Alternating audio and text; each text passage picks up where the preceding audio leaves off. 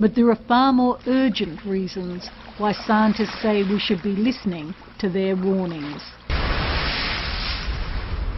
The most immediate worry is that the melting sea ice will intensify the extreme weather caused by climate change, bringing more violent storms and cyclones to some regions and longer droughts to others.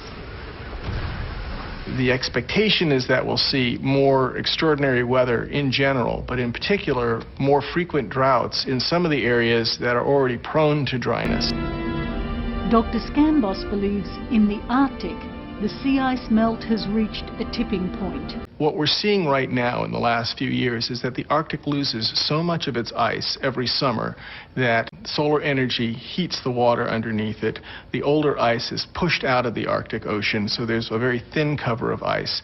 And without any further input, it doesn't have to get any warmer. It seems as though the Arctic simply can't recover, can't replace the ice that it's lost every year, because every year more heat gets deposited into the Arctic than can be radiated away in the winter darkness.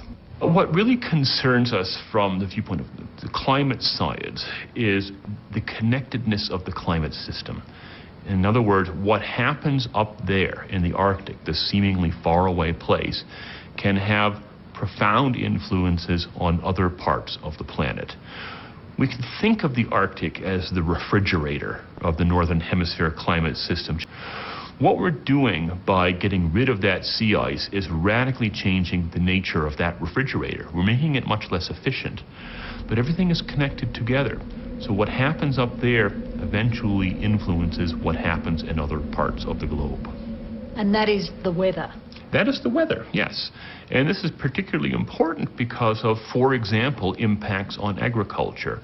Think of the American breadbasket in the American West and Midwest, where so much corn is grown. We start to change patterns of temperature and precipitation.